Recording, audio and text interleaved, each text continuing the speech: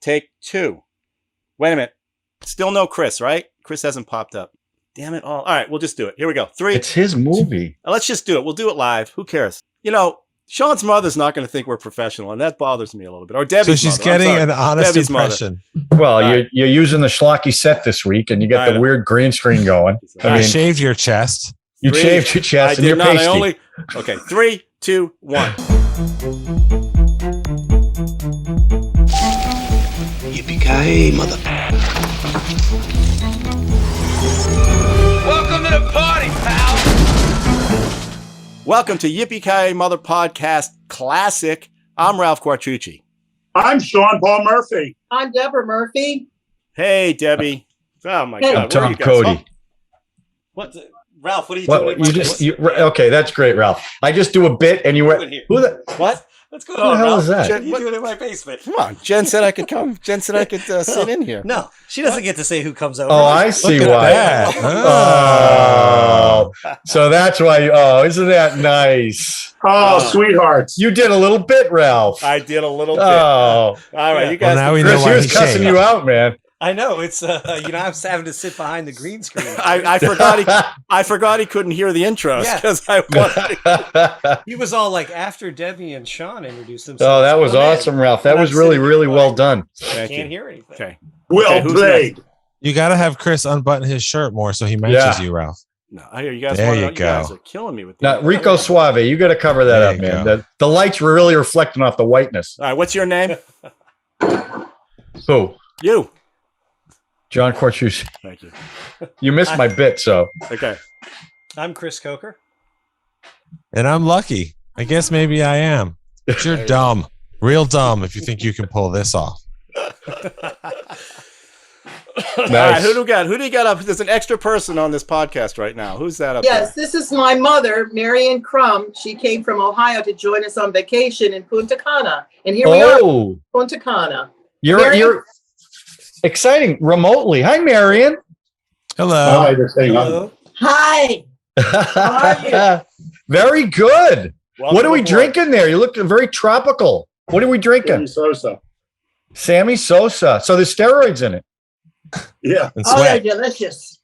Oh, nice. John, I'm sorry. What was your bit? Vitamin that, of Vegeta. we interrupted you. Take that. It's too late. I introduced myself as Tom Cody, but it didn't matter. I used the that's- Michael Paré voice and everything. And you missed it. Michael Paré has a voice? You were trying to do that bit, Yeah, and it's a real you went boring over my voice. bit. Hey, Michael Paré, this was his breakthrough role after The Greatest American Hero. Breakthrough what? He was in Eddie and the Cruisers before this one. But anyway, okay, that's the movie we're going to do tonight. Chris's film, Streets Eddie of and Fire. Cruz was after this. Was? Okay, but no, before... no, it wasn't. I think it was before this. Yeah, Eddie and the Cruisers was his first film. Then he did one in Australia, and then he got his big break with Streets of Fire. Then it was done. Yeah. All right, let's do a round of What'd You Watch? Yeah, Sean and Debbie, let's go up to your square first. What'd you watch?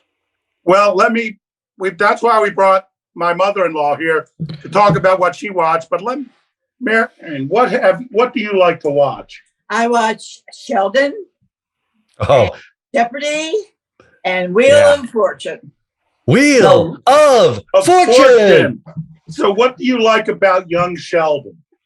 He is so funny and so intelligent, and the family just makes me laugh. And what I do never you watched like that about show. Wheel of Has Fortune? anyone else watched it? I've never seen that show. I have never not seen seen that one one. either. I never saw one frame of the first show. Oh, Big Bang Theory? I watched it the first couple of years. I didn't like it the latter half, but I liked it in the beginning when they were really nerdy. I didn't see that. Yeah, All right. you would have loved it. They love superheroes and Star Trek. You would have loved it, Ralph. Now, Jeopardy's still good now that Alex is gone and all the guest hosts Do you are coming like in? Jeopardy? I love Jeopardy. I Yeah, try so to get good. all the answers to the questions, but it doesn't work. Even without Alex Trebek? Well, it was wonderful with him, but Yeah. others are trying to do a good job. Yeah, trying is the operative word, Marion. Trying. They're not Alex Trebek. I'm going to move over. You get Well, they're not trying to be, so which I think is No, the right I think they choice. should get Will Ferrell. I think they should get Will Smith. Job. And if they So, get the answer wrong, what? Oh, Now, what else? I want What to else? add something Please do. that Debbie and I all we've been watching is a little TCM in Spanish, and which they have commercials and Dominican Republic and TCM. So let's hope they don't do that in the United States too. But last night they had on a true monstrosity. Stop or my mom will shoot. Oh God. Sylvester Stallone, Estelle Getty. That was On Turner that's Classic an Ivan Movies. Reitman film, right? Ivan Reitman, one of his bad ones. No. I think it's Donaldson, Roger Donaldson. That's on TCM? I'm not sure whether that was on TCM or some other network. I But hope here's to what's God great not. about it. The screenwriting Bible now that everyone has to pay attention to, you have to structure your scripts around, is written by a guy named Blake Snyder. And Blake Snyder, who sold many million-dollar scripts, only had one movie produced in his lifetime. And that movie was Stop or My Mom Will Shoot. Wow. Was that his And one Debbie and only? was getting so angry watching this movie. She was like, what makes him think he can write a script? This is horrible. What makes him think he can write a screenplay book? You know, why does everybody care what he says? She was getting angrier here and angrier. That was a bad movie. I swear. Are you sure Ivan Reitman didn't do that one? No, it was I Roger think it was Spottiswoode. Donaldson. Okay. And the thing that really, Or Spottiswoode, maybe. the thing Yeah. that I don't understand is he wrote the book and everybody refers to this book, Saving the Cat. And it's all, hypocrisy. Really? Yeah, but some of the best people who talk about directing and some of the best actors who never really made it, they still know what they're doing, right? I mean, I don't know. that book is well regarded, isn't it, Sean?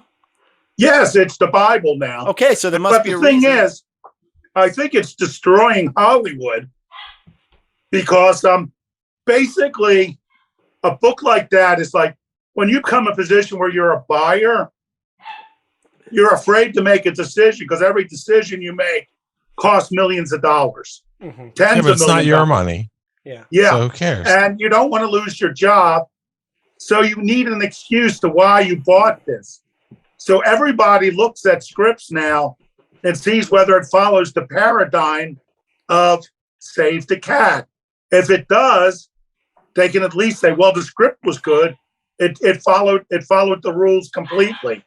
And if you notice, and this is, movies are becoming more and more similar to studio releases. Mm-hmm. And I think that's, in part because of Save the Cat. So it is a good book, but every movie can't follow that thing. It just can't. Well, I mean, I think every superhero movie is the same, practically. I disagree with that. I know. That's someone who knows nothing about superhero movies right there. That statement. By the way, Ivan Let me Reitman ask you this. produced it. Okay, thank you. How many beams into the sky in superhero movies? Light beams that go in the sky and open up the clouds and all Six. that. Well, there's a Only lot. six? Six. There's a lot in common, but that's like saying every Western is the same because there's a shootout in front There's a of No, you. my point is, these guys it's a trope. they're all just trying to make the money and they know what works. I mean, that's it. No, but here's the thing. Like It's this one. like not every Western states the theme within 5 minutes. That's this is a real serious breakdown. Everything has to happen by page number. No films in the 70s were like that. Westerns weren't like that. Not even superhero. But the superhero movies still follow it to a degree too. This really is the thing that's guiding it. What, like by the third act, or not third act, but the third page or 30 Yeah, minutes so in, this is has to supposed happen. Right. Fifth page, 12th Right. page. Well, the movie we're going to do tonight broke all those rules, I think. Yeah. So, all It- right, Debbie, It certainly did. anything you want to talk about? What was the name of, John, you'll know this answer to this. This is a trivia question that came up about a movie. What was the movie with Rock Hudson and Rita, or we're talking today about? Not Rita Hayworth again. No. No. Affair The to Osterman Remember. Weekend. What was the old movie? good film. Affair to Remember. Rock Hudson wasn't an affair to remember. No, she's Cary Grant. Yeah. That was a remake. What was the name of the earlier one? Teenage Mutant Ninja Turtles. No. That's what that. Backstreet something.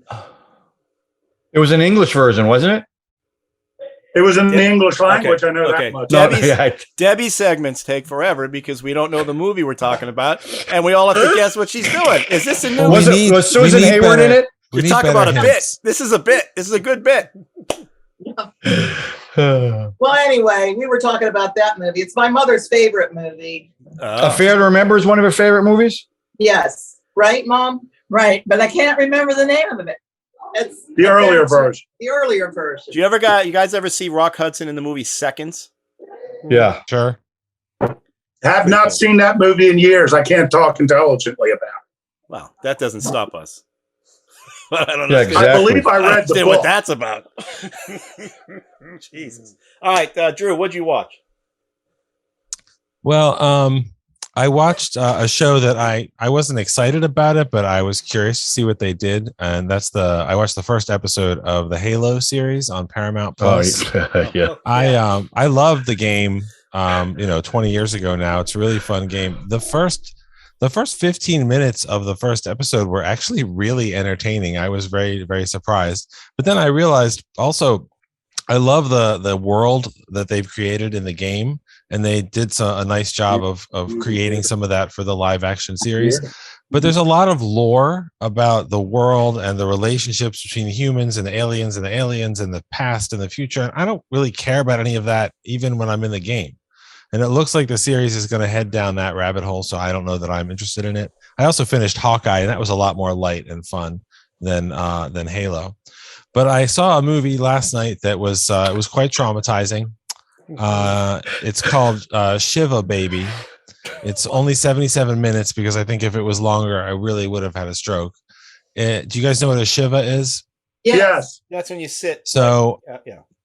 Do you know, Ralph? A Jewish funeral, right? I mean, you they sit You Shiva, go around right? the house Yeah. afterwards. It's you celebrate. It's after the Jewish funeral. It could be days, it could be a week, but people come to your home, they bring food, they do, religious services, and it's another social type of nexus in the Jewish community. And so it's about this young woman who goes to the Shiva and is with her parents, and they're all very, very, very, very, very Jewish, and it was very, very real. And then she runs into a couple, and the husband of the couple is actually her sugar daddy, because that's how she makes money. And it is so cringy and real, and I guess it's funny. It's really well made. I mean, it's literally a bunch of people talking in different rooms in a house, and it feels like a horror movie. And it's excellent. And there's some familiar faces in it, like Fred Melamed and a bunch of other New York actors, and it's definitely worth checking out. It's on HBO right now. And if you don't like it, it's only 77 minutes. So you don't have to lose a whole chunk of your life like probably watching all of Halo would be. Is it really a horror movie? No, it's shot and paced like it builds the tension.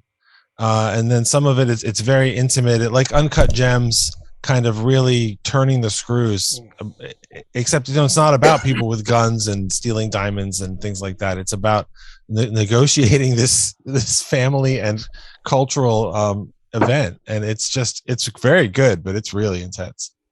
Hey, Drew, I got a question for you. What's Yes. the purpose of covering the mirror at Shiva? I don't actually know the reason that that's behind that specific one. You're actually supposed to break them, but we don't do that. We're supposed to break the mirrors and rip your clothes, so that's why they cover the mirrors. And people that wear would be 7 years of bad luck. people wear a morning. black ribbon instead of ripping your clothes. You pin a black piece of cloth to you. So. That's a different podcast, though. Yeah. Well, Debbie, I'm just trying to make time for Debbie to remember the title of the movie. If she wants to talk about stuff that helps her remember, then I'm happy to help her out. All right, John, what do you got? Oh, Drew, are you done? I'm sorry, Drew. Well, actually, I also saw a documentary called Perfect Bid about the guy who Price is Right. The Price is Right. Awesome. And it's an interesting story. He's like one of those guys. He's feels very much like he might be on the spectrum, because he really focuses and obsesses about knowing all the prices, and they rerun a lot of them in the game. So he just has the memory for it, and it's kind of a funny, weird little story. And when I was done, I thought, huh. So that's not bad. He watched good- thousands of episodes of The Price is Right, and on one game, it was the same price for everything. And in the showcase, when he bid on the final showcase, he got it down to the penny, Right. his bid. So he Well, won actually, both of them. It wasn't him. It was a guy that he met in line. So He that was was the doing whole co- question. right, Like, are that's they right. cheating? Are they colluding? Like all this crazy stuff. And so now they changed the way they play Right. the game. So He was yelling from the crowd, higher, higher, lower, right, which lower. you can do. Which you Right, can do in the that's game. right. So That was a great documentary. I really enjoyed it was that. fun. It was fun.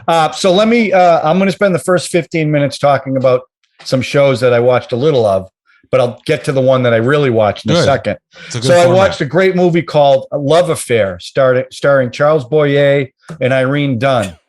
And I just loved that movie. They remade it called Affair to Remember. I don't know if you guys seen that, but it was really good. Two things. One thing I'll mention real fast. I haven't watched a full basketball game. I'm not an NBA fan. I haven't been since Larry Bird stopped playing. But the Celtics right now are on a pretty amazing run, and they swept the Brooklyn Nets, something that they were expected to win, but not sweep them. And Kyrie Irving got really ugly at the Garden. He was chucking the finger to the fans. It was pretty ugly, but the Celtics look really good. So it was the first full game I've watched, and I can't even tell you how long it's been. But what I watched, back up. I Yeah. gotta ask you a question. Have you been watching Yeah. the HBO thing about the Lakers? no, I have no desire for that. John, I know they did a Larry great Bird. thing where the first time they went to the Garden, God. and the way Red Auerbach treated the owners and all that was just priceless. It was so Well, they used to Boston. turn up the heat. Boston fans showed up at the airport. Get out of here, you bums! Get out Well, of I'm curious, Ralph, because you love that show, but Magic Johnson, Jerry West, they're all because they're taking liberties with their personalities. a lot and of getting liberties. upset. Well, But anyhow, when we get to your section, you can talk about what you want. Anyway, it's my so, show. My show. As everybody knows, I like old movies. Yes. And I'm a big fan of Charlie Chaplin, Laurel and Hardy, Harold Lloyd. But for me, the best filmmaker of the silent era was Buster Keaton. Not even close to me. What he did with the camera was where Charlie Chaplin did a lot with characterization. Buster Keaton was just the greatest filmmaker. So there's a biography that's been playing on TCM by Peter Bogdanovich called The Great Buster. It was one of the last things. In fact, I think it was the last film Bogdanovich directed. It is a fantastic documentary. It's from his early beginning with his family in vaudeville through the very last thing he ever did. But they also get into the filmmaking process with all the amazing things that Keaton did. If you're a fan of Keaton or the silent era at all, or if you're a fan of filmmaking, check out that documentary. Obviously, Bogdanovich is a huge fan of Buster Keaton because it's made with so much reverence for him. And there's a lot of contemporary Bill Hader, Lewis, the comedian. I can't think of his first name. Richard Lewis. He's got a Buster Keaton hat. Just a great documentary. So if you get a chance, check it out. That's and what I watched. Bogdanovich ended up dating his sister, right? Buster Keaton's sister or daughter. Oh, Have to be like his great. So if you get a chance, also- check it out. all right. Also, keep in mind if you watch The General, which on its own is an all-time classic, one of his best films, one of the best films of the era. If you watch The General and you go, I want more of this incredibly vital filmmaking and the way that he tells the story and the way that he puts himself in danger. Mad Max Fury Road is a direct descendant. I knew Buster that Keaton you were and going to. General. You know Where else what? is gonna I go? agree with you. That's- Where else George is Miller? gonna go? George Miller got a lot of Buster Keaton in him. Oh yeah, Everything's And- practical. Yeah, and that's a big compliment to anybody making movies, Yeah. but especially today. Mad To Max put it Fury on Road. screen is amazing. Between that and Promising Young Woman, if we did a drinking game, none of us would get through these things. So, which is fine. I'm not even complaining. I'm just Do you want to talk about Promising Young Women? We Not could do yet. an episode. we're about to. Chris, what'd you watch? I actually watched an HBO series that just started. I've only watched like the first two and a half episodes or so. It's called Tokyo Vice. And it's it's loosely based on a true story of a young man who went to Japan and he's learning Japanese and he's actually pretty fluent in it.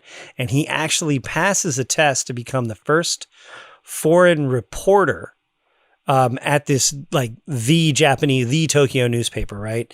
And so it gets into like a lot of that salaryman vibe, but it's but they're reporters. And so he obviously gets more, but he's still an American. You know what I mean? So he has this American sensibility, and he doesn't want to just, write the stories exactly the way that he's told to write the stories and things like that. So far, it's pretty good. I'm enjoying it. Yeah, I'll let you know how it turns out. Well, who's the lead Asian actor in that? That's can't think of his name. It's Ken Watanabe. Is that your Ken Watanabe? Yeah, that's who it is. Yeah, yeah. He's the guy that was in like Inception, and he's basically the one mature Japanese actor that is in Hollywood right now. And when I say mature, I mean like over 40. Right. Is that Ansel Elgort? Is he the lead? Yes. Mm-hmm. Wasn't he the lead in one of the greatest movies of last year? I haven't seen yet. It was a musical or something that Spielberg did. Yeah. I can't remember. No, that's a Michael Mann show, right? That's a Michael Mann show. Yeah. Is that by Michael Mann? Yeah. Tokyo yes, Vice? it is. I'm sorry. Yeah. He directed at least. Have you guys been drinking like before this? Yeah, right. Yeah. Chris, have you been drinking? You have, because you're definitely a little looser than you usually are. I've noticed that. Well, it's Streets of Fire, man. You got to get loose for Streets of Fire. All right, enough of this. All right, I'm going to be quick because you guys took all the time. Unbelievable. I finished. We Crashed. Yeah. And the only thing I want to say is I think what these shows have done is they've humanized these people, these scam artists who destroyed people's lives and made millions and billions of dollars off other people's stuff. And it's, the shows were great. Jared Leto was great. Anne Hathaway probably will get an Emmy for her portrayal of the wife. But I think what these shows have done, like I said, is they've humanized these people, because when you start reading the backstories of what these people actually did, it's horrendous. The way they treated people and how they made all their billions, and they walk away with a $1.9 billion payout to keep all their houses. And as much as I love watching this billionaire porn, the Billions and all these other shows about, I just get frustrated that the workers are the ones who get screwed. These guys in the last show, I'm not going to spoil anything, but one scene is some guy who a week before thinks an IPO is going to happen, and now he's on the website looking for unemployment insurance. And these guys walk away with all their money. Did you watch the Netflix documentary on that? Yeah. I think it was Netflix. No, Hulu did a big one on the We Crashed. I thought that documentary was incredible. Yeah, me too. And they certainly weren't sympathetic to him, especially. No, but they don't show everything either. There's when you start reading the real stuff that went on, there were some pretty despicable people. Yeah. But anyway, the shows are great. And Anne Hathaway really did a great job. And they humanize them a little bit too much for my liking. But well, the good thing is, because a lot of people don't like documentaries, so they'd rather watch something serialized than watch a documentary, which I think is a shame, because I think the documentaries are better than the. Well, I have a feeling that these lead them to the documentary. Actually, like, you kind of want to get a little more information. Going down the rabbit hole, as you always say. Down the rabbit hole, which is I didn't make that up. But the deep dive. All right. Chris, I'm glad you're here, because it's time for your film. So let's talk about what you brought. Yeah. I brought love this Walter movie. Hill's 1984 cult classic, we'll call it. Streets of Fire, starring a very young Diane Lane, Michael Paré, Moranis. I'll be coming for her. And of course, Willem Dafoe. And Ed Begley Jr. Ed Begley Jr. shows up. Rick Rossovich from Top Gun. Rick Rossovich from Robert Townsend. Robert Townsend. Yeah. Edward Rollins Jr. That guy. Ed Are we just yelling out the cast? Is that? Yes. That's all we're doing. That's all we're Amy doing. Madigan. Yeah, Amy Madigan. Deborah Van Valkenburg. Anyway, the point is, Too close for comfort. Yeah. Ed Begley Jr. Yeah, we already covered. We already said that, Ralph. Have another woman who beer. danced in Flashdance. Yeah, that's she's right. in it too. True. So anyway, I brought this movie. It's basically, as it says in its opening, it is a rock and roll fable from another time and another place. It is, I look at it as almost, and don't get me wrong, it's not nearly as good as The Warriors, but it feels like almost like a spiritual sequel to The Warriors, in the sense where in The Warriors, to great effect, he shot things all around actual New York City, in great places, in the subway and in parks and just out in the actual city. Obviously, the characters were heightened, kind of everybody, all the gangs wearing the same outfits and, things like that. And this, he took it a step further, and he actually went to the Universal New York backlot, which is like a few blocks of quote-unquote New York City streets that have been shot maybe between TVs and movies maybe 500 times. And so they tried to really kind of up that whole neon fever dream, you know? I think I called it an adolescent fever dream at one point.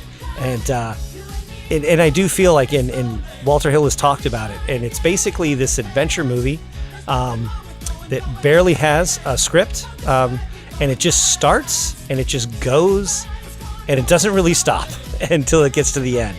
And it's punctuated by straight up full-length performances of about 3 to 4 different songs throughout the film. Sometimes they add stuff to the film, and sometimes they don't as much.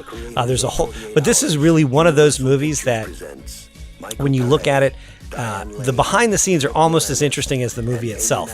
But the basic story is that bad guy, biker guy, Willem Dafoe, decides that he is going to go get Ellen Aim, who is a up-and-coming singer, and he kidnaps her in front of a group of like 500 people and takes her back to his neighborhood. The Battery, yeah. And then basically her old boyfriend, Tom Cody, played by Michael Paré, is sent a telegram to come home. And so he comes home and then goes after her, even though she's with her producer or promoter, Billy Fish, played wonderfully by Rick Moranis. Wonderful. Yes, I think he's fantastic in this film. I do. Okay. He's so unlikable, which is funny because Rick Moranis is such a normally a likable guy. But he kind of plays that whole slimy producer, manager to the hilt. And so basically it's the story of Tom Cody rescuing the girl, bringing it back, and then a showdown with the bad guy, Raven Shattuck, played by an unbelievably pale Willem Dafoe. Pale. And young. Yeah, and young. Yeah, I mean, young. Yeah. But he was so young in that movie. Yeah. So it's basically... Maybe he wouldn't have been so pale if he wasn't wearing black leather. That's true too. I think it was vinyl. I don't think it was leather. I think it was vinyl. No shirt. Like vinyl waders. Like this. You look like me underneath. Yeah, that's why you shaved your chest hair, Ralph. I didn't shave it. It's there. Oh, please. Chris. We Quattroosies have a lot of chest hair. There's been some drawbacks to having Ralph here in person. That's number one, right there. Well, chest hair, right? Yeah, he's not very giving. If you know what I mean. He said one drawback. Yeah. That's it. But what I'm saying is, one of the things I love about this film is that it is the epitome of, sorry about my dog, the epitome of like style over substance, in the sense that everything is about how everything looks and sounds and the images, and everything else really takes a back seat. Noticeably, some people might say acting and editing. Yeah, really. See, I think this movie is fantastic. I'll talk about that in a second. Okay, all right. But like I said, this movie was a failure when it came out. It came out 1 week after Indiana Jones and the Temple of Doom, and it opened opposite Star Trek 3 and The Search for Spock. So it basically had no chance. But the funny thing is, I watched a bunch of documentaries about this. It's one of those films that is enough of a cult that it literally has 2 full-length documentaries about the making of it. I've watched them both because, sometimes I don't have a lot to do. And long story short is, there was a change of ownership, or change of management at the studio, and we've heard this story before from a bunch of people. And they say, you know what? The new management never really puts a lot of effort behind any of the old films because they don't want them to succeed, Not that this film would have succeeded, not like it's such a masterpiece that would have, had it been marketed properly. At least you're being honest. It's not a masterpiece, but at the same time, it has got energy. It has got, vibrancy and energy, and it's beautiful to look at, especially if you like neon and wet streets, and I'm a sucker for those things.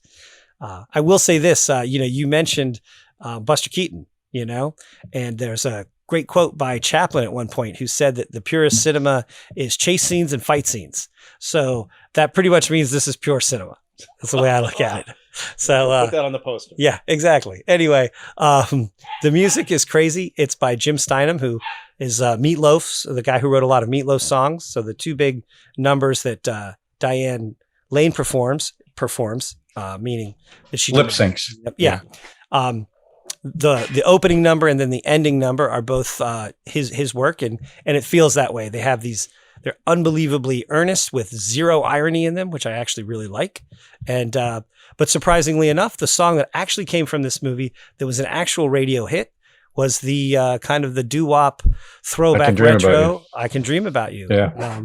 That was performed by Robert Townsend and the guy who Mikel T. Williamson. Yes, there's a bunch of those guys. Tony Jackson. The funny thing is when you look at it, what's his name?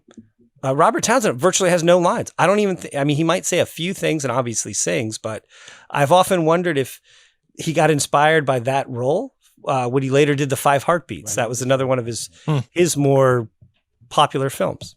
But anyway, so he used the money from that movie to help finance Hollywood Shuffle. That's why he did that movie. Really? Yeah. Cool. I didn't know that. Yeah. But, I did not know that. I did not know that. That is wild and wacky stuff. This is just one of those movies that, and the funny thing is, you say it was poorly edited. I want to know what you mean by that because it was poorly edited. Yeah, that's what I made by it. Yeah, because the funniest thing is, I watched this film, and it reminds me. One of the things I love about Walter Hill in general is he has these really like great fight scenes, these great action scenes, and they're super quick cutting, but yet you still know what's going on. You know? And I have one retort for everybody who might not like this film. Sledgehammer fight. That's it. Oh. That was pretty cool. Walter Hill also likes fog. He also likes fog. Yes. Yeah, he loves the look of things. Anyway, I've been rambling on for like 7 straight minutes, so I'm gonna. That's all right. I'm gonna cede. And you're smiling more than you've smiled in any episode so far. Hey, you have smiled more than any episode. So you guys are both lit. I can tell already. That's not good. That's awesome. Let's go. They're getting dark up there in wherever island they're on. So Sean, what do you got to say the about island this of film? St. Croix. Well, let me speak for myself, and then I'll let Debbie. She's in the ladies' room.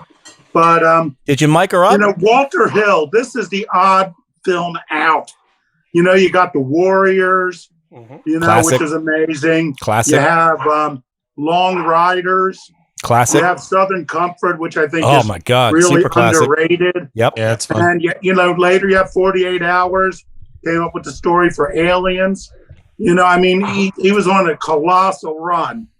But this was the weird movie. This was definitely the weird movie. And here's what I liked about it. One, I liked how indistinct it was. Like the cars, you know, the cars could have been from the 40s, the 50s. You know, there were no logos on them. And you know that underneath the elevated railway, there's that store. That, you know, is the same set location as the candy store in The Natural, where Robert Redford meets Glenn, you know, Meryl Streep again. Mom, go take care of that. Hey, throw that dog a bone. And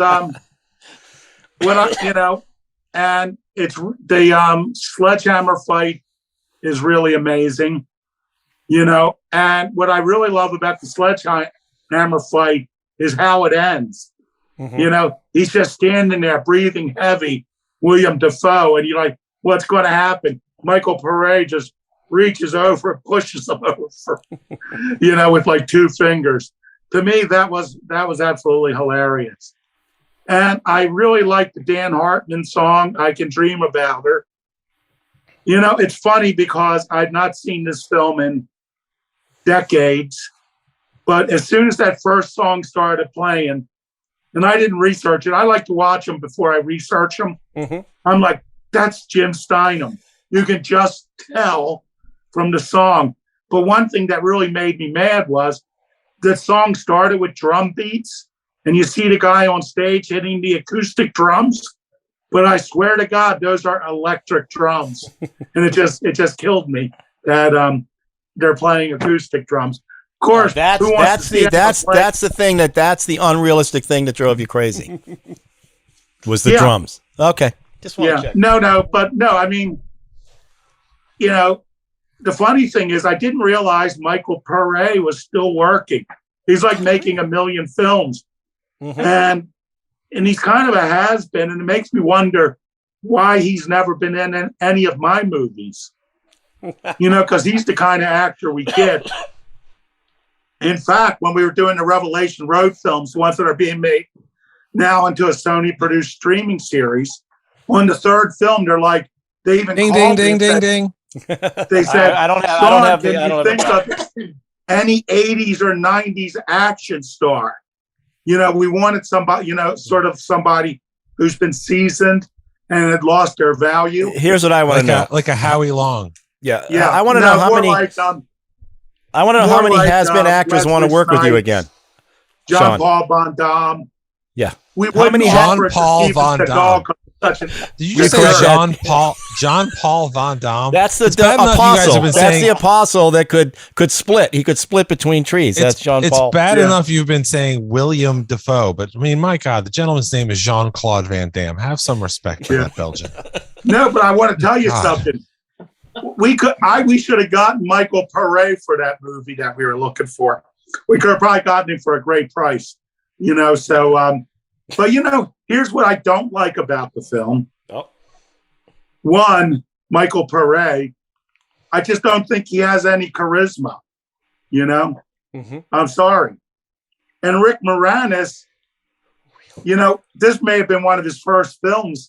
And so he wasn't already so stereotyped, but it's hard to look back on him in this role after seeing everything else he's done, It just, it's like every time you open his mouth, I'm like, that's not Rick Moranis. But I tell you what, Willem Dafoe was fantastic. It's Willem. It's Willem. I know, but I'm calling him William because I bet you his name really was William, but there was probably a Willem Dafoe already in SAG, so they probably changed it to Willem. You'd be surprised how often that happens. So I like, but I like the Ry Cooder music in it throughout too. That was great. Yeah. Who also did the score for like Long Riders, I believe, Yep. and for what's that other one, Southern Comfort as well. So there were things I liked about this movie. I didn't think the plot didn't really make any sense. It's sort of like why did he even kidnap her? Yeah, exactly. Well, because he like you really said, care about her. He wanted 2 weeks of some fun, and then he was going to let her go. yeah, we're going to fall in love for a couple of weeks, and then I'm going to let you go, and everybody's going to have a good time. I mean, did anybody believe that she'd be in? Wait, I tell you what, the major problem I have with the film is that the guy didn't even care about the woman. So why should we care? I mean, I wasn't interested at all in it. There was no feeling. There was no, structure to it. It was just a sort of like it was all haphazardly done. She kept saying throughout the movie, human beings don't act like that. Right. well, it's a remember it's a rock and roll fable, right? Well, even So fables nothing is real. Of the human condition, and what it's like to be human, what it's like to talk like a human being would. Yeah, I mean, I agree with you, Debbie, in the sense that they don't really act the way most normal people would act. But I mean, I will say this: I can kind of understand where, especially in some of the most human sequences happen between Riva, his sister, and him, the Deborah Van Valkenburg and Michael Paré, where he's basically like, let me get this straight. You want me to come back to town and rescue my ex-girlfriend who's living with another guy? I mean, I can kind of understand that. I mean, the whole rescuing thing is obviously, for the film, it's super intense, but like, you can see where people have asked you to do favors for exes in the past, and you're like, why would you think I would do that? Why would I go help my ex-girlfriend move her apartment? Why would I do that? And you wouldn't do it. Now, obviously this is a movie and things like that, but I mean, I kind of understood like his reluctance and how, he's kind of bitter. He's obviously angry. He obviously cared about her all along. He just didn't want to pretend that he was. I mean, he had to have this kind of tough guy persona, and in the end, he takes the $1,000 that he owes McCoy, the Amy Madigan character, and he throws that back, and that's kind of what makes her realize that he still loves me and I still love him. And I love the fact that they don't end up together in the end. Like he still says to her, he's like, in that, let's face it, not great delivery, I'm not the kind of guy to be carrying your guitars for you. It just, I'm not going to say that this, movie speaks to the human condition, because it doesn't, but like, I don't know. I felt like people somewhat acted the way they would. Dare you say it has a Casablanca ending? No. Well, can Oh, I now you say, just stole my line, Ralph. You stole my line. all I want to say is that, Chris, I bring films really about the human condition, the reality of struggle, like the Trinity's movies. No. But yeah, I mean this film. All right. got Let's a lot get of John fun. and Drew. Yeah, John and Drew I got have a lot it. to say, but I'm going to say it quick. But I want to hear John and Drew. Let's go to Drew because John's, I don't know, playing with his dog or something. Drew. First of all, I want to apologize, Sean. He was born William James Dafoe. It doesn't excuse your not saying his actual name now, but he is a William that became a Willem. So, Can I just say one thing then? If he's watching this, because he probably surfs YouTube all the time, he'll see this. I want to apologize. I just thought it was Screen Actor Guild stuff. So he's not a has-been. He's not a has-been you'd put in one of your movies yet? Willem, no way, man. Okay. He's boss. He's still great. Yeah, so this is a terrible movie. But it's terrible in these like really distinct specific ways. Like as I was watching it, I was taking notes, and like the only Razzie nominee in the movie, the only nomination the movie got for a Razzie was Diane Lane. And I don't really care for the Razzies. I think they're generally kind of not, they're just kind of mean spirited before the whole Bruce Willis thing. And sometimes they're fun, like when Sandra Bullock showed up and accepted her Razzie. That was a lot of fun. But I mean, if you're going to have a movie that the Razzies are built for, it's this, because this movie is very ambitious and none of it works. Yep. Except Amy Madigan is really good. I think she's a good performance. That's right. But the whole idea that like they filmed it on the back lot to give it that heightened reality, I think that would have actually worked if the movie was actually a musical, because I really thought it was going to be a musical because it started with a full song, but then it just became, what it is, which is a movie with rock songs in it and an allegedly rock and roll sensibility. I'm not really sure what that's about, but what it ended up doing is making a world that when I was watching it, it felt really, really fake. It was like Prisoners of the Ghostland, that awful Nick Cage movie or something. It's like you've made this really detailed world that is its own thing that I don't believe in any of it. Like all the motorcycles and police cars are super flammable, and there's like 80s music and 50s cars, and the lead has got a lever action rifle like a cowboy. Like it's all these different things all mixed together, and none of it worked for me at all. And like specific, like even like people in it that I like Rick Moranis. I think he's a fine actor. I think he's very funny. Every single line that he said in this movie was repeating back whatever was just said to him with this incredulity and scorn. And I was like, what? That's not how people have a conversation. And it wasn't a question of, is this realistic? It was like, Rick Moranis isn't playing a moron. I mean, he is a character who's venal and selfish, and he wants to get the girl back for money more than love, obviously. But it was just, I don't know. It just, sometimes movies, they just don't work for me at all. And even though it had some elements of things that might have been fun, and I enjoyed the Warriors and stuff, it just, none of it worked for me. And also, if you want a really good hammer fight, you've got Old Boy, and you've got The Raid 2. Yeah. And this reminded me of one of my more disappointing implement fights of the past few years, which was in Mandy, that Nicolas Cage movie. They had a chainsaw duel.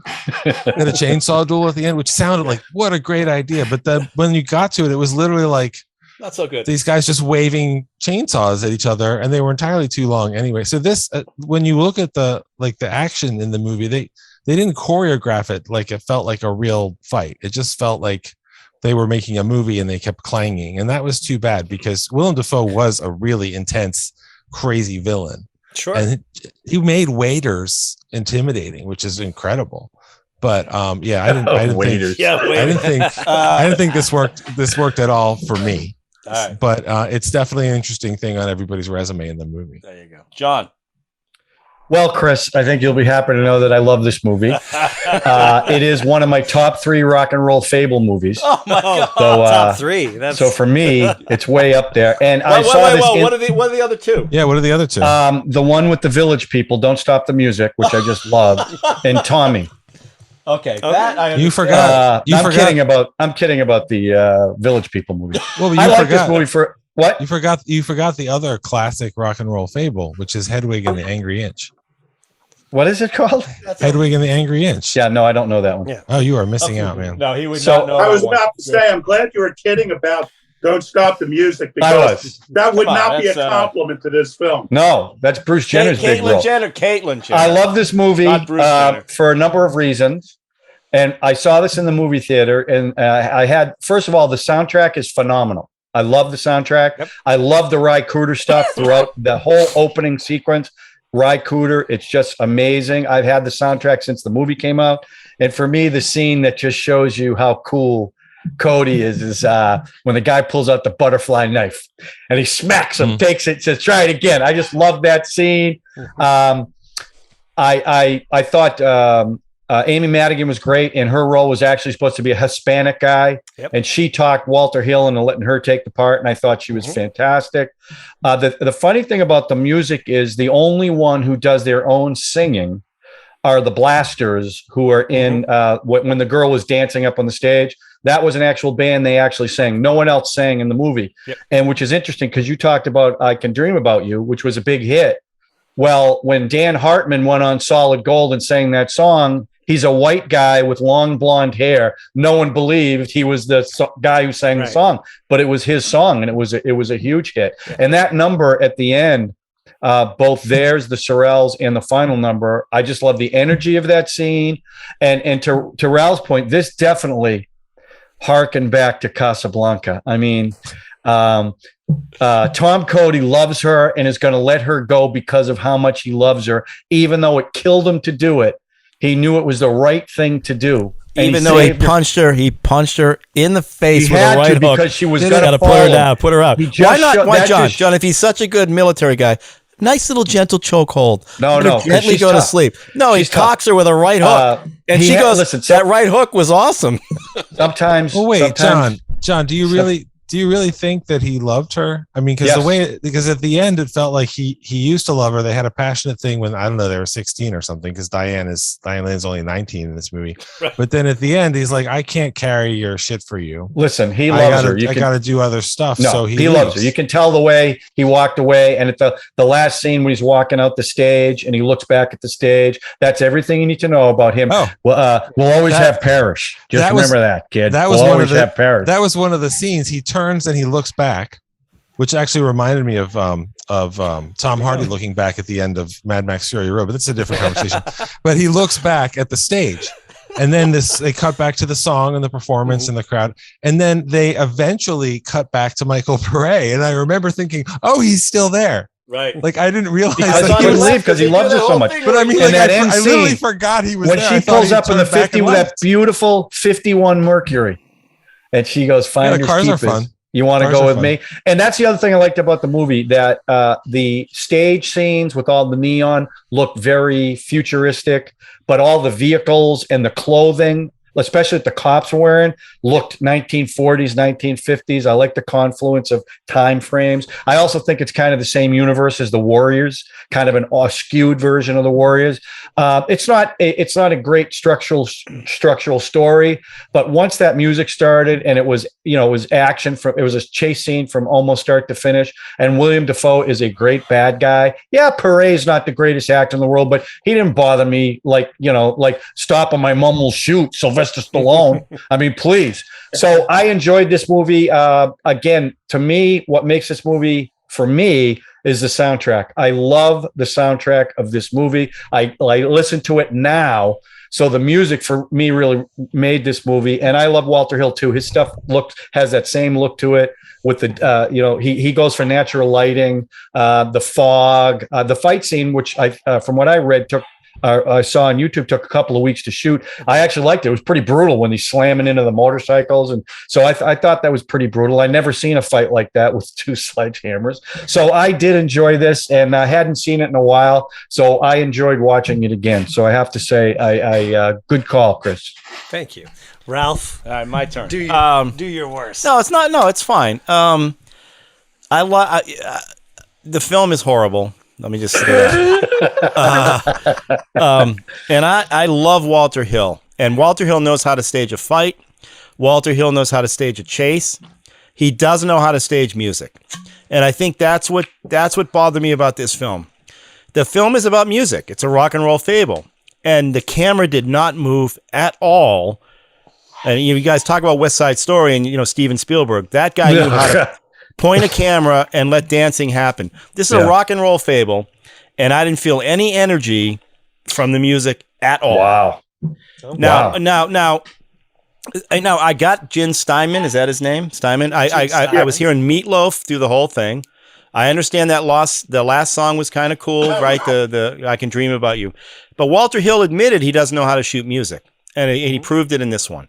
So from a technical standpoint, the like I was saying earlier, the editing is just atrocious, and I mean the storytelling editing, the how he goes from scene to scene. It's just, and I know it's a fable, so you throw everything away, and it doesn't matter. Things can happen for no reason, which a lot of things happen for no reason in this film. Yeah.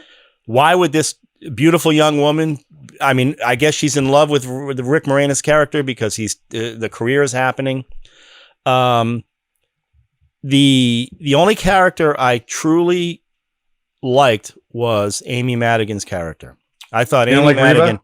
You didn't like the sister? Reva was all right. She was just bland and really brought. She was great in the Warriors. All right, great. I loved her in the Warriors. That's the other thing. This film was just an homage to all his films. If you look at this film, the woman who played the DJ in the Warriors was in this film. She was the subway train conductor. The train conductor. Yeah. Obviously, the sister was in the Warriors. The fog scenes. That's all 48 hours. If you watch 48, you're seeing everything he ever did in all his films, including Southern Comfort. The fight scenes in Southern Comfort are amazing. So the guy knows how to stage a fight scene. He just can't stage music, and that's what drove me crazy. And I just thought it was, this is normally I'd walk in and go, this film is, I would love this kind of film, and I just couldn't deal with it at all. Ralph, I have one question. Yeah.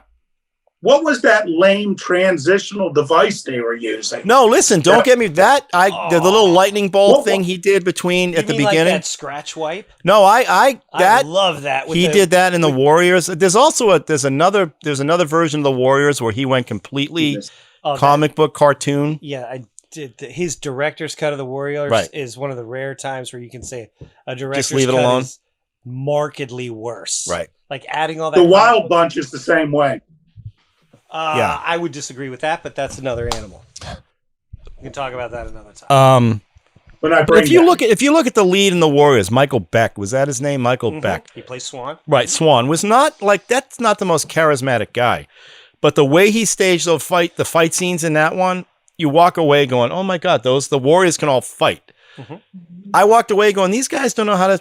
They don't know how to. Now the Shirelles, was that the name? Who were the guys? The Shirelles. Yeah. They knew how to sing. They knew how to, that group, whatever Robert Townsend, those guys, they figured that thing out. But Walter Hill didn't know how to shoot Diane Lane in the music stuff, and I just didn't get it. But the only thing I liked was all the Warriors, the Warriors, and all the call-outs to all his other films that he had done. Did you notice the bar called Torchy's? Torchy's is in which was in 48 hours. Right. So, he was doing all that stuff. And the whole, I get the cars and the cops dressed like the old school. You'd look at it and go, all right, he's trying something at least, and it's a rock and roll fable, so you got to throw all that stuff out. But I could not get past the poor technical. But with the average person, Ralph, I mean, you're looking at it through your eyes. I mean, average person's not going to see what you're seeing. This is about my eyes. I'm watching it from my eyes, and I just was like, I can't get past it. So his eyes literally turn into the Streets of Fire poster behind him. That's true, right through him. It's crazy the way he's looking at it. Yeah. But so maybe you don't like the way he staged the music, and it's funny. I actually rewatched 48 Hours, and because I hadn't seen it in a long time, and honestly, it doesn't hold up as well as I remember it. What? I like 48 Hours. I thought it was good, but I remember really liking 48 Hours. When I rewatched it recently, I was like, it's not bad. Oh. Anyway, there's a really big music sequence in the middle of that film too. Right. Yeah. That Anyway, worked. I thought the that bus music boys. sequence With was the bus good. boys. yeah, Right. yeah, The boys are back in town. yeah. The boys are back in town. Yeah. That was one of the liveliest moments of 48 Hours. Mhm. But the continuity was off. Yeah. The car got washed. It's not about continuity. Well, I guess it is about continuity. Yeah, it is about Anyway, continuity. Now, by the way, Amy Madigan, back to Amy Madigan for half a second. She was fantastic. And then you flash forward to whenever she did the movie The Hunt. Have you guys seen The Hunt? No. Sure. She's in The Hunt. She's in Everybody's in the hunt. She's in She Field played- of Dreams. Yeah, Yeah, she I know. is. She's great in Field of Dreams. Love her in that one. She's the hippie wife who let him do whatever. In The Hunt, she's a total woke liberal, taking out Trump supporters. And she's the wow, that's asshole. awesome. I want to see that. No. She is the They asshole in the turned the film. tables. She's the good. asshole in the film, and she's great. And I think she's married to Ed Harris, right? I don't think she might still be married to him. That's Ed I Harris. think so. Don't know. Yeah. I think so. So she was great. I liked her. And then She was great in this movie. they drive away together, right? That's the last two. It's Yeah, this is they have beginning great of- chemistry. It's the beginning of a beautiful friendship. Is that the right quote? I don't know. But Well, I mean, what's great Well, about I mean, it's a quote in that it has words in it. So you're on the Was right that track. Edward G. Robinson, Ralph, you were just doing? Was that Edward G. Robinson? Yeah. It's a start of a beautiful friendship. Yeah, see? Yeah. Round up the usual suspects. See? Yeah. another another one of those. Yeah. One, There We'll was always have Brad the in battery. Egypt. We'll always have the battery. Always. The battery. anyway, I only need one. By the way, her maybe I band, need The one too. Attackers, was a real band. Yes. That band Yes. behind her was a real band. yeah. So Yeah. when Sean said, I wasn't sure if what they were playing, whether it was real or not, but they definitely were a backup band. So, Yeah, but there was electric drums. It was Yeah. electric drums, in my opinion. It's funny about this film where it is one of those movies where, even people like me who really, really enjoy this film. And the funny thing was, when I saw this movie as a teenager, I didn't see it in the theater, but when I saw it as a teenager, I didn't really care for it. It wasn't until about 7 or 8 years ago that I heard a really interesting interview with Michael Paré. And it's funny because I've watched a lot of the behind the scenes and the documentaries. Like I was telling Ralph, on the 35th anniversary Blu-ray, there's not one, but 2 feature-length documentaries about the making of this movie, which seems kind of crazy. But, in different documentaries, he's more positive about the film. But I heard him on a podcast interview from like 2011, and he was pretty critical of Walter Hill.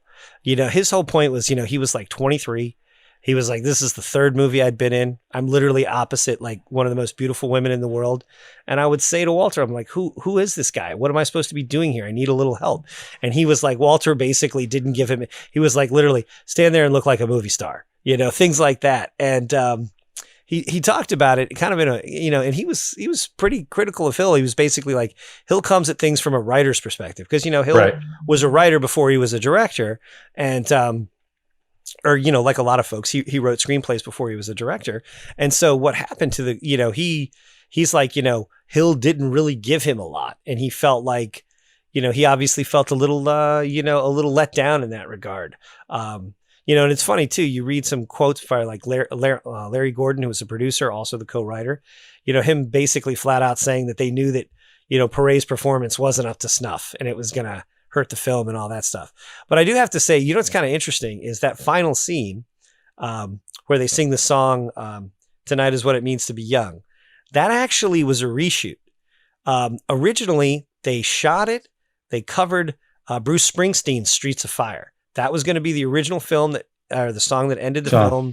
And they covered it, but they had never cleared the rights. They were in conversation and it seemed like it was going to happen. Like they were talking with Springsteen and his people, and they said all of a sudden they realized it just wasn't going to happen. So, and of course you can never find that footage. That footage has probably literally been burned somewhere, but they did the whole, so literally like months later, Jim Steinman comes back, writes another song, and then what he does is they reshoot that whole thing. She's actually in a wig in that film because she had cut her hair at that point. Anyway, so I just thought I would, that's one of those things when you read something like that, it's like, don't you really want to see the Harvey Keitel outtakes from the first 3 weeks of shooting on Apocalypse Now. Oh yeah. When he was Willard, you know, things like or that. the kid who did Back to the Future. Oh yeah. But Eric you can Stoltz, actually, yeah.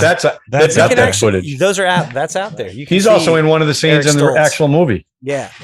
But anyway. Well, also, Michael Paré didn't get along with Rick Moranis either. He wanted to No, beat up yeah. Well, Rick Moranis. I Yeah, heard he that did. Rick Moranis was a real. He was a jerk to him. Yeah, he I baited think him Rick- a lot. I think Rick Moranis is a real Uranus because There it is. There it is. Wait, put up the Chiron. Debbie's bit. Yeah. Nice, Debbie. I mean he's Yeah. supposed to be really a mean guy on the set. Well, Well, I don't he know if he came was from- mean, but like Paré said, he was a comedian that was trying to get a rise out of Well, Paré. what he It said was only was, Paré's third movie, so he didn't Right. appreciate it. so it was insult comic. He was an insult. And, Right. and Paré's Yeah. Rick Moranis walks up and goes, "Oh, you're a pretty boy, huh?" And he started like that. And you know, just once, Rick Moranis was miscast in this one, right? I don't know if he, I He think looked like he wasn't- I don't know if I look back. he played on it. against type. I mean, he Well, he done wasn't- Second was- City was he- television forever. Listen, was So he he- charismatic enough to be a person who's going to be dating this beautiful I don't singer? think. I think the Oh, point no, was she could help not him. that kind He of- could help her in his career. That's why she was with I him. know, but you ever see like I this? didn't believe that. Remember she the loved him TV for a show second. Wise Guy? There was a guy in Wise Guy Yeah. that played. Yeah. Sure. I can't think of there's not Kevin Spacey played Mel Prophet. There was another guy that was like some swinging dick dude that could be. I thought would be better as Rick Moranis. I didn't buy as that because he was. I guess because years later with all the Ghostbusters and stuff he did and Honey I Shrunk the Kids, to look back at him now and go, that's Rick Moranis. It didn't make sense to me. It was kind of a disconnect for me. Yeah. And the way he talked, all tough. It's like, come on. Yeah, Well, he's a baby. part of it was he's Can I 5'4" add one talking thing? tough. I that think was I was hard. kinda Napoleon hard was on 5 Michael foot Paré. something. He talked tough. What was that, No, Sean? he wasn't. I What'd you think say, I was Sean? kind of hard on Michael Paré, but I will say something. I thought he Oh, was now really he's hard. good in Eddie and the Cruisers. Yes. Yeah. That's a rock and roll myth. That's a rock and roll fable. Yeah, see, I liked him. Yeah. In the That's a true Philadelphia rock and roll Experiment. fable. That was a good movie too. I liked him in the Philadelphia Experiment, and I liked him in the Virgin Suicides. Yeah. And, Oh, I didn't know he was in that one. Oh, wow. And the I don't Greatest really- American Hero. He was great in that. Just doesn't make a lot. He doesn't make much of an impression. He's like Sam Worthington or Sullivan Stapleton. Or That's something. true. A Like, little- that guy little, looks yeah. like he's in the movies, but he's not. I mean, he's not even awful. He's just kind of. Yeah. I thought for a rock and roll fable, he was good enough. I don't think they needed, you don't need Olivier or Brando for that role. I mean, he was That's good true. enough. That's true, but Yeah. I would have loved to have seen Brando in that role. Well, Oh that my God. would have been different. Would have been I would amazing. like a little What? acting. A little He acting would did, be well, nice. Ralph, what do you have? He probably had, if I were to guess, he probably had 25 lines in the whole movie. I know, but listen. So not So only he like should that, how get much really good acting? at them. you guys talked about the exploding motorcycles, right? When he does that scene where he's Yeah. a sniper up on the thing Yeah. and he's shooting the motorcycles and they're blown. With the shot, not the shotgun, the Whatever lever it is, action. lever Yeah. action. Yeah. Lever action. that was Yeah. sweet. That was awesome. When he hit the gas and he's like, yeah. The- Tom the- Cody, that's my name. I The want to whole- say one thing also about Michael Paré. Yeah. I bet he wouldn't have heard, stop or my mom will shoot. I think he could have only improved that movie. Yeah. In Stallone role. But wait, I think we're Carrot Top could have we're improved that seriously movie. not going to talk about the fact that he knocked her out on the subway with a right hook. He had to Yeah, that was disgusting. protect her. Scene. That turned me off totally. Yeah. Well, he loves her so much. He just had to protect her. Oh, Love makes you do God. crazy things. To quote Will Smith. It's so Okay. apropos with what's going on today, too. I mean, Yeah. think about it. That's true. We could connect it to Promising Young Woman if you want. I knew that was coming. Ding, ding, ding, ding. There it is.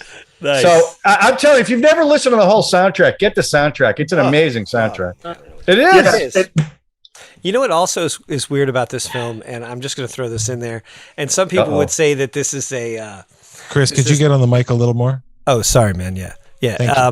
This movie, quite literally, was huge in Japan.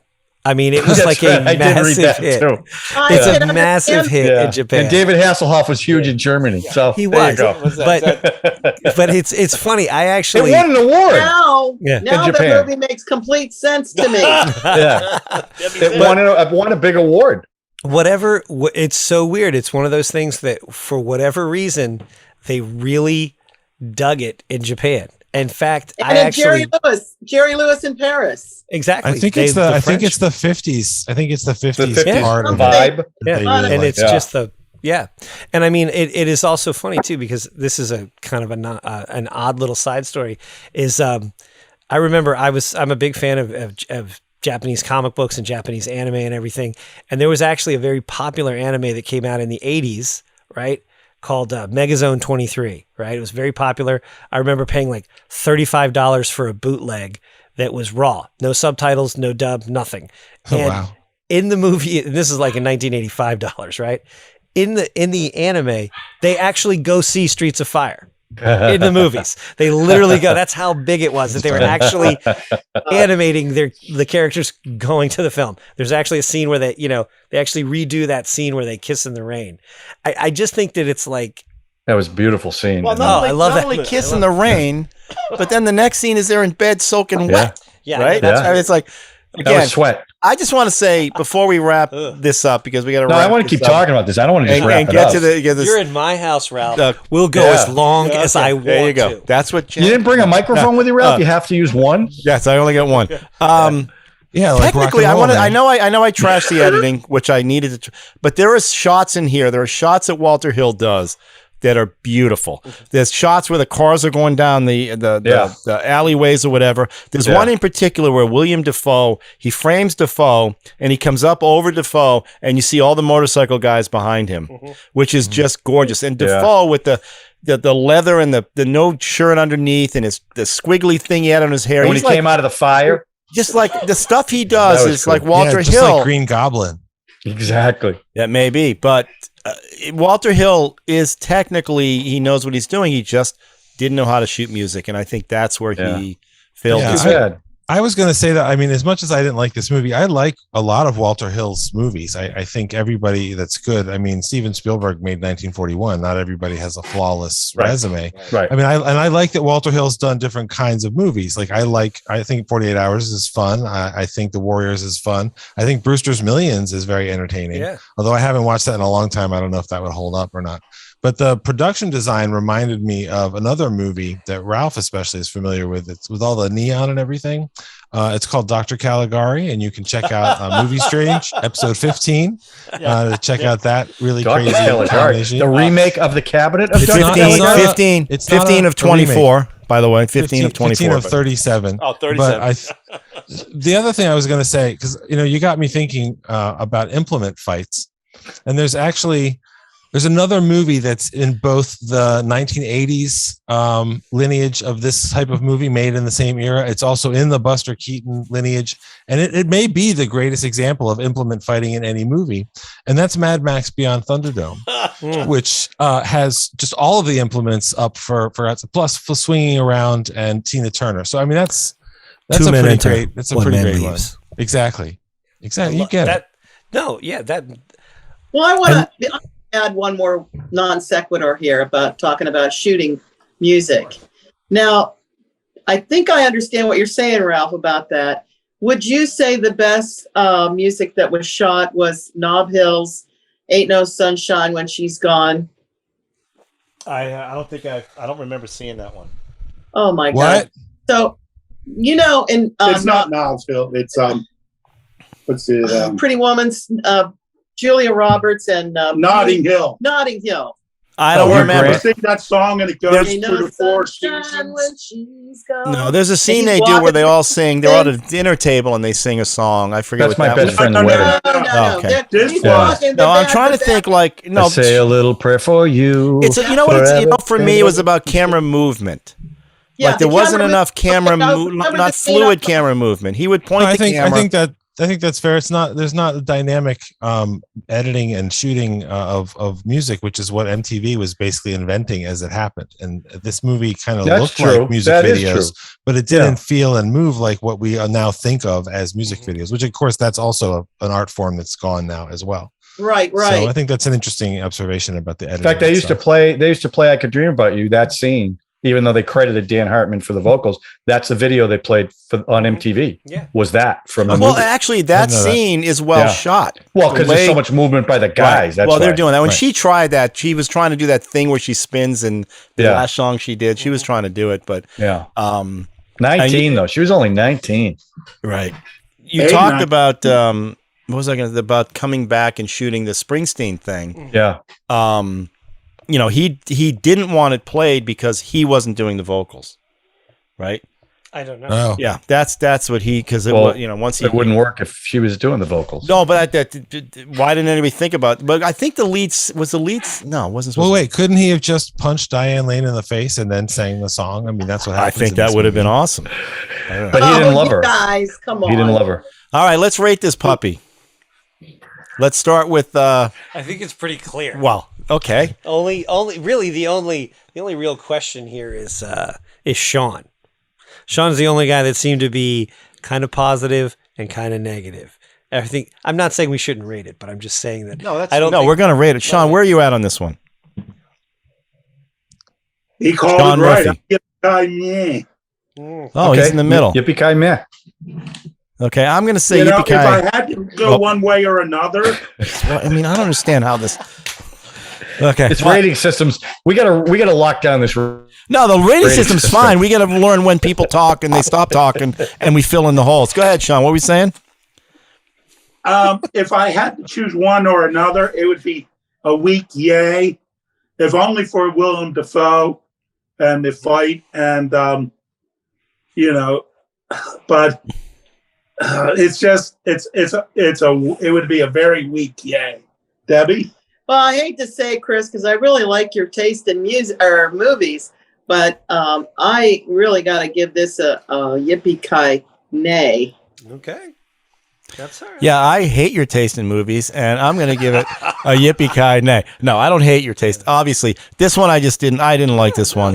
This is also Joel Silver. Was he a producer on this one as well? He was. Did I see that in the credits? Yeah. So, Drew? Well, I'm going to say Yippee-Ki-Yay, but I had a lot more fun talking about this movie with you guys. That's And what I was. I told that. Unlike watching the movie, it didn't take me 2 nights and $3. So Right. I told when Chris told me about the documentaries that came out in the Blu-ray, I said that tells you if the documentaries about the movie are more interesting than the film, then there's something wrong with the film. That's my opinion. Yeah. But John, you're up. And 987654332 yay. Nice. That's from the movie. This is my countdown to love. Was that the Edward G. Robinson scene? Yeah. See, yeah. 5, 4, 3. Yeah. See. Yeah, I like the Debbie's movie. Obviously, mother, I we're liked not it a lot. sure what she thought of it. No, wait a because minute. she wasn't here. I just want to say this. My mom was looking forward to this all day. It's been such a pleasure to have her on. Now I feel terrible. To the podcast. Well, it was a pleasure having her on. Yeah. Yeah, definitely. we're going to go to now. She has to rest up. We were at the beach all day in the pool. We went to dinner, and now we're going to go to the casino. Nice. Nice. So, Debbie, 27. 27. Play 27. Is that a game? Roulette, 27. Oh. Roulette, we're playing 27. blackjack. Black or red? Yeah, we'll play. Just play 27 on the roulette wheel. Always hit. Really? Always hit. Always bet on the 27. black. How much money should I put That's on right. there, John, for you? 57. If it was me, Mr. Vegas, Yes. $20 on 27. 20. Just Hey, one. it pays 33 to 1. That's like $100. I'm really good at math. All right. We don't I'm getting a vibe from up above. This podcast is I'm definitely. getting a vibe from up above. You know what else that vibe is telling me? Subscribe. Hit the notification button. Share it. Because you don't get this kind of stuff on everybody's podcast. This This is the only one that featured my mother-in-law. And my Right, think mom about that. is 88 years old. That's true. And oh wow, 88? Yes, God love and she her. still Wow. gets in the ocean. She's Wow. still gambling. She does a podcast now.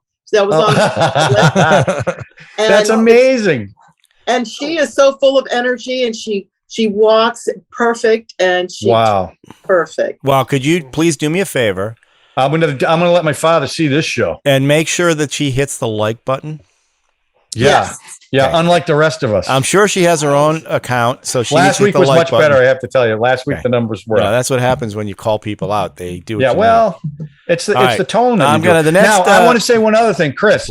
My recommendation for future shows: you need to have about 3 or 4 beers before you get on the show, because I'm seeing a different Chris than I've ever seen before, man. No, and I like it. Yeah, we like Chris. What do I have to understand? Well, here's the thing. This is my film. I'm fired up about it. I kind of chose it because I knew that there was probably going to be a pretty mixed reaction to this film. And I'm going to call Ralph out here a little bit. Guess what, Ralph? No one is going to make a 35th anniversary edition of the Steven Spielberg West Side Story. It's never going to happen. I won't be alive if they do, so I don't care. Are they going to make one of Barcelona? Oh, yes, they will. Hey, it's on Whit Criterion. Stillman likes us. Yeah, come Whit on, Stillman. Chris. He's actually he retweeted Born Day, didn't he? Did Can he? you say that? Yeah. Well, now that Twitter tweeted a is couple times. changing ownership, I think people will be able to get on and talk about Streets of Fire however they feel about it. There you You go. can say whatever We you like want. that. You can say whatever you want. It's gonna be That's awesome. right. That's America. So the next set, I guess we're going to do a round, not a round robin. Round robin. Yeah, round robin. I'm not Have sure. another beer. I'm trying. No, I haven't had that many. It's I'm a not Rin sure Robin I movie. can get to the remotely. the spinner thing. Oh, see, because I just lose them? I don't Are you guys still No. there? Yeah, we're still here. here. Yes. Yeah, but I can't see you. So this Well, we is can really see weird you. for me. All right, I'm just going to spin it. You guys got We'll to trust me. you, Ralph. All It's right. going to be a Here we Ralph, go. This is for the next category. round Watch robin. this. Movies about prostitutes. Nice. Movies about shaving. Oh. 80s action films. Oh, I'm doing Streets of Fire. Yeah. That's not an action. That's a musical. Jesus. All right, there you 80s go. action. Oh, It has a that's action sledgehammer films. fight. It's got to be action. 80s All right. action. I don't know how to. I don't know. But I yeah, honestly can't see anybody. we can see you, Ralph. Oh, I Quit can- saying okay. that because we can see you. I It's know you still can see filming. me, but the fact is I can't see you guys, so it's a little disconcerting. So I'm gonna just assume. Well, you now guys it's are there. like an audio podcast. That's all. right. All right, you. so there we go. So 80s action films. Yeah, nice. We'll see what happens next week. Who? All right. So each bring an 80s Right. action film.